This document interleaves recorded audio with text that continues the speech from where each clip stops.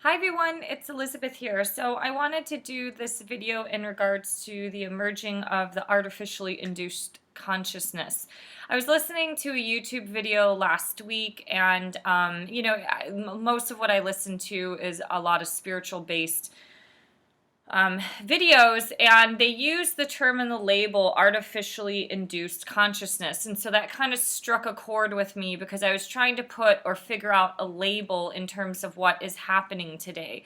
I just wrote a blog link that I have posted below with just some thoughts about the artificially induced consciousness, and how humans, we have the ability to self-develop ourselves or self-destruct ourselves. And I've talked a lot about this in other blog links and videos, which are discussing the differences between your higher and your lower mind. The lower mind a lot is that ego, like the lizard brain, the logic and reason. The higher mind is the gateway to the soul. It's more of where you tap into things like your creative energy. It's where your intuition and kind of that part of you that's channeling that energy that gives you those gut feelings to know if something is good or bad or right or wrong and things like that. So the emerging of today's artificially induced consciousness, I mean, we're seeing a lot of talks about this even in the political world, which a lot of people are saying, a lot of the elites, they're kind of,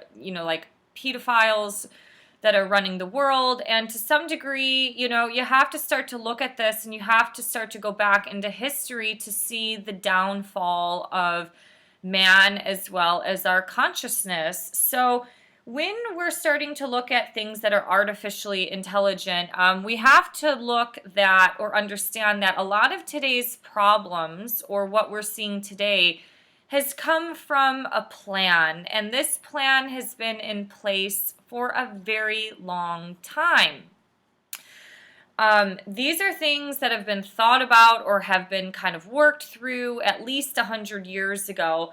I think if you start looking back in history, the world wars really have set the stage to a lot of things that are happening today in the world. That's a whole other topic. It's really deep and complex in itself. But if we start to look back in 1939, The Wizard of Oz, that movie play, that musical came out.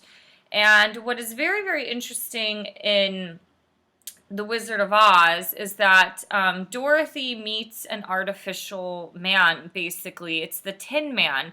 The Tin Man who is looking for a heart. He doesn't have a heart or a brain. He is an artificial being. He is a human to some degree that can talk, but he is artificial. If you look back at other movies from, probably the 80s, you had things like Terminator and stuff like that. So the first thought of some form of artificial intelligence or artificial consciousness was actually given to us in some sort of a thought in a musical fantasy play in a movie from 1939, kind of the Depression era.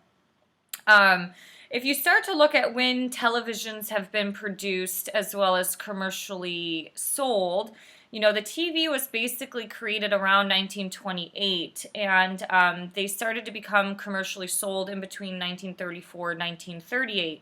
And color television started to come out in the 50s and 60s. And so if you start to look at what's been programmed in us in those early days, you had a lot of sweet romantic movies and stuff. You had like Fred Astaire and Charlie Chaplin. You had a lot of movies that were, revolving around love and romance. Obviously, things that were like fairy tale induced, like, Sleeping Beauty was a fairy tale from Europe, long ago. It was just, eventually it reemerged into being created into a movie from Hollywood. And, you had a lot of great programs in the 50s and 60s that were showing kind of what the traditional or the ideal typical family would have been or could have been. So there's a lot of thoughts around this. I had a conversation with somebody a couple years ago when I was talking about how, at least these more aspiring type of perfect families that were shown in the 50s and 60s, at least were programming people to aspire to something that was like functional as well as a little bit more beautiful, like trying to create a nice family nucleus and a family home.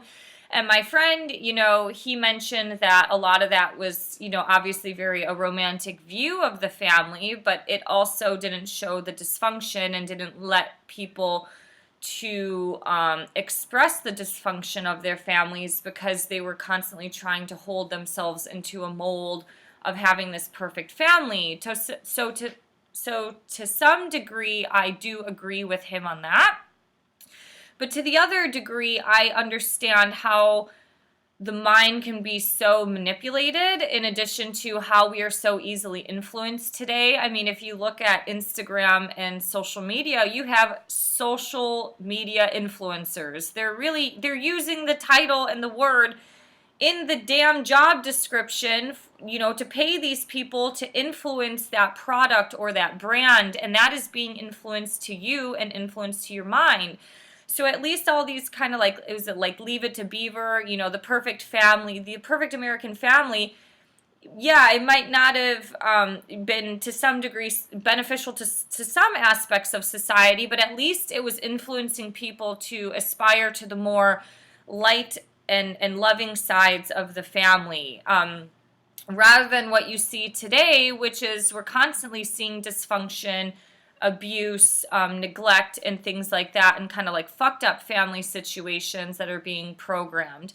If you start to look at how television has changed from the inauguration of when it's come out to what is being produced today, there is absolutely no comparison. You're looking at things that were coming from the light, the actual creativity and the genius that came from people's minds and their emotional states, to what's being produced today. You're kind of wondering what the hell is running the show and the ship, because what is being produced today is nothing. A lot of it's not really coming from some creative genius mindset. It almost, some of it comes from a little bit more demonic standpoint. In the blog link that I posted below, I talk about how we are like the Walking Dead and the zombies, and a lot of people think about that as in terms of just like sitting here having your iPhone and technology implanted right in front of your face at all hours of the day, and that definitely has something to do with it, but it's also what is being programmed. And so what I also want to talk about is, if you start to look at the shift of society, how we used to farm and cultivate our own land, that now, you had industrial revolutions to where machines have started to create things over man-made products, and that also includes the food. So if you look at farming or just nature in general, you have the natural light that has borne or fueled the energy into the plants to be able to bear the fruits of nature. To some degree, yes, if you eat meat, the cow is eating the grass, which that energy and those minerals are coming from the soil, which that also, is coming from the sun. So there's this whole like interconnected cycle. And now what you're seeing is that a lot of the big bulk of our food is artificial, and it's being created by humans. So man-made food that is created under artificial light. And so that light is not the same as the light and the energy that comes from the sun. So if you start to look at this from an energetic standpoint, you start to see that how we are becoming so artificial and synthetic ourselves through our mind, our bodies, and our souls. And the soul and the human heart is absolutely 100% being artificially induced or manipulated. And that in itself, when your heart is not purified and not channeling, energy or the light that's coming from God or from the divine or whatever, the universe, that has a huge capability of being transmuted into something artificial, like a Frankenstein or a monster in itself. And so when you start to look at things, you're like, wow, we are, this IKEA culture, everything is artificially made. It's made through machines. We're wearing synthetic fibers. We're no longer, living off of the natural cotton and materials of the land, to where like the weavers are creating the clothing and things. Like our ancestors lived off the land, and they, to some degree, were more green and more, climate friendly than we are today, because we're living off of synthetic fibers. All the polyester. We're eating artificial food. A lot of people can't even drink water anymore because their palate is addicted to sweet and salty things. So they want to drink vitamin water, as well as, Coca-Cola. They're drinking all the pop like they would water.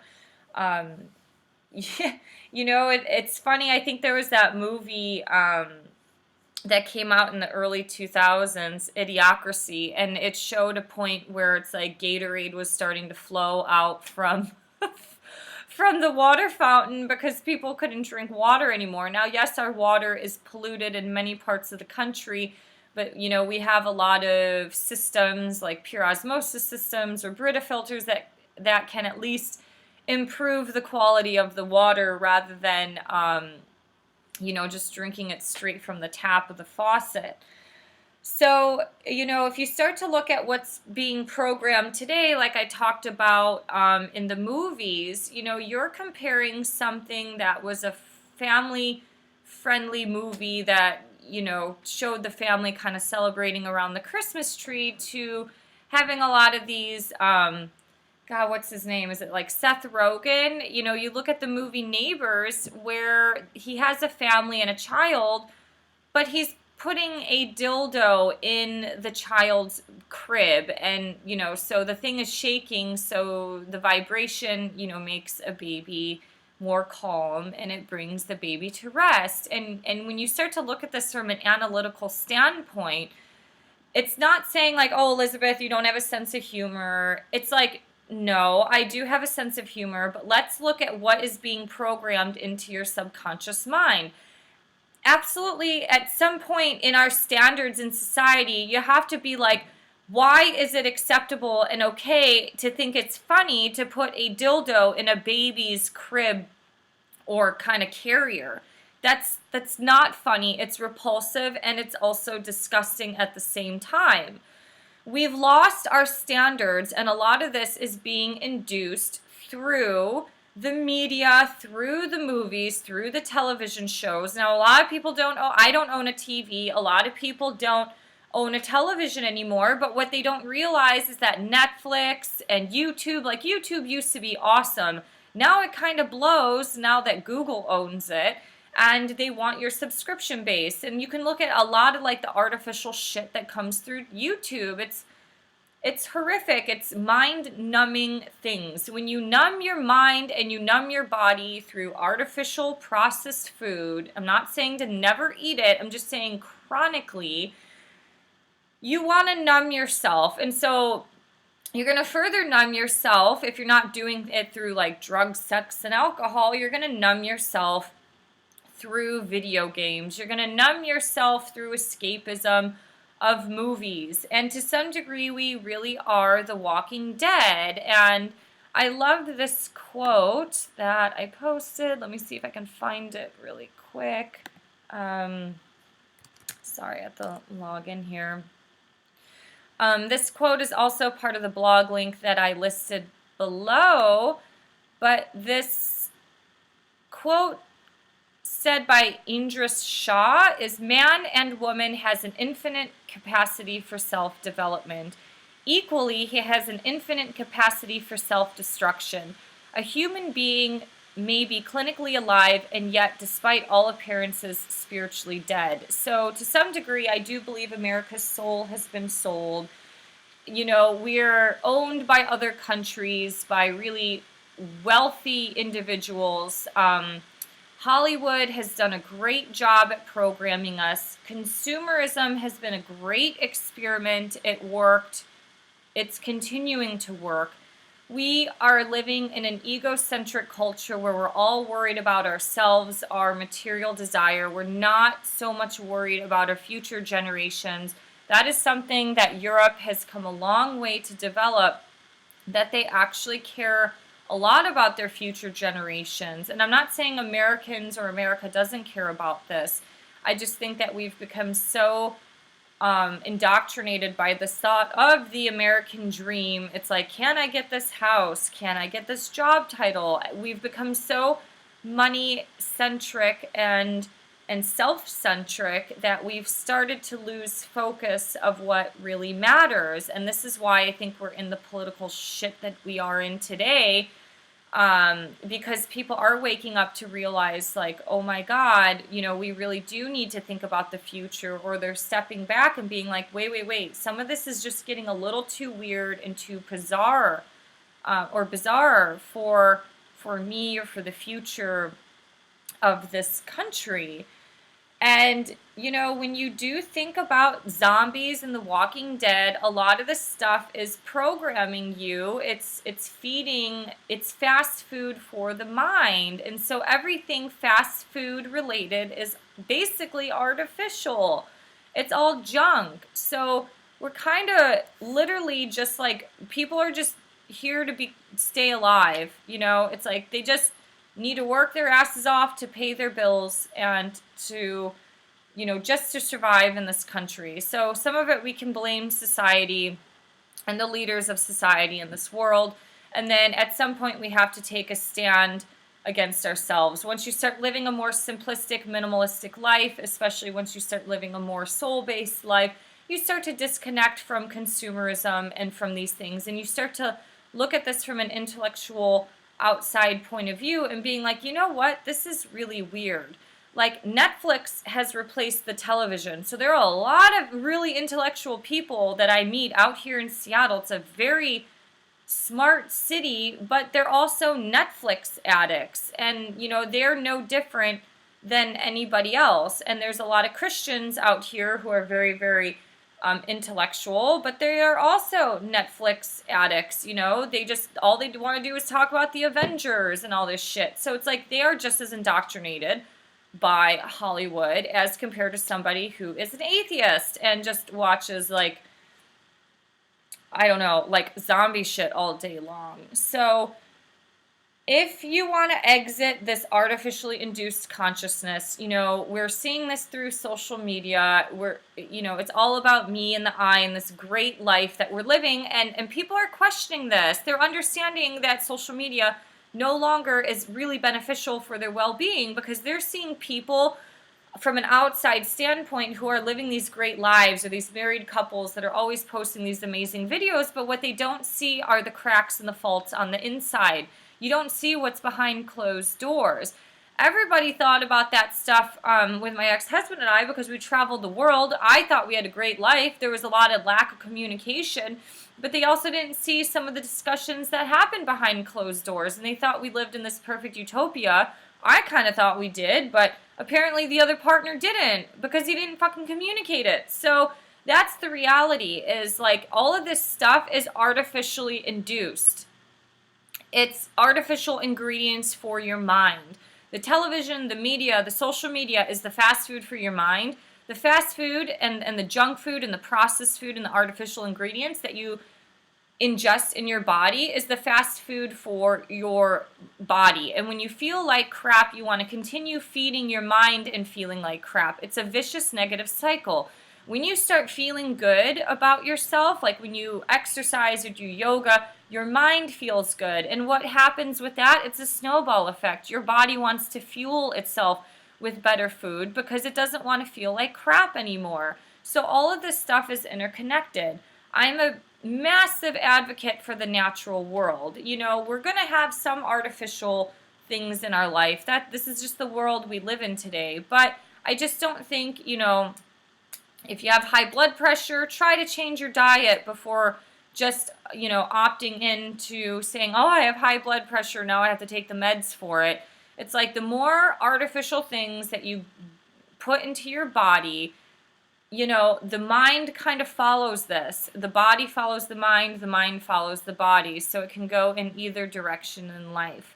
So start looking back into history. Start looking at the Wizard of Oz and the Tin Man, and start to look at today of where we're going with a lot of these artificial beings. Now we're seeing a lot of movies with like the Nephilim, like half human, half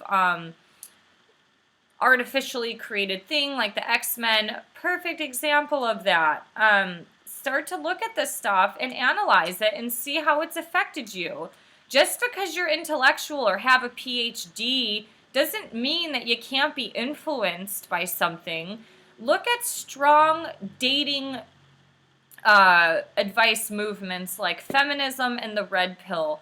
There are truths in both sides of the spectrum there, but there are also a lot of areas to be influenced. And when you start to become involved in a community, you're going to start to be influenced more into their, propaganda or their indoctrination or their mission and philosophies. And a lot of these, programs or philosophies, theories, activist thoughts, they have to fly by creating money. And when you create money, they have to keep you sucked into the cycle. So I don't know, but this is also coming from a human who's like craving community, but I can't seem to find it anywhere because it's like I can't fall into the bullshit of every single community without using my brain of thinking of stuff from the outside. So anyways, these are some thoughts that I have. We definitely have entered a very new dynamic in human history. We are being artificially programmed. It's not a secret anymore. You can even start to look at Jeffrey Epstein. The guy's fucking disgusting. Start to look at all the stuff he's funded through science and start to see where that science is being proven to, that funding, those scientists and researchers will find proofs to those certain types of hypotheses. It's the same in exercise science. I've seen this for years, over a decade in the exercise science realm. If the research is funded by Dole, they're going to find that bananas are going to be healthy for you while you exercise. And that completely contradicts a lot of personal training thought processes that say, you shouldn't be eating fiber and fruits and citrus while you work out because it leads to indigestion, which that leads to lack of performance in exercise. If Monsanto wants to find that genetically modified foods are healthy for you, the freaking scientists are going to prove that just to appease Monsanto because they are funding. Money always talks and speaks. When you follow the money, you start to find the clues and the cues in life. It's like a riddle. You start finding the clues and understanding what is running the show. So Hollywood is utterly disgusting today as compared to what it was 80 years ago. It's not a secret. Start following the money. See who's funding Miramax. See who's funding all of these, programs and theories and thoughts. All right, I've had enough of a rant. I hope you guys have a great day. Thank you for liking, sharing, and subscribing. If you can help me build this channel by subscribing to it, and I hope you have a great rest of your day. Bye.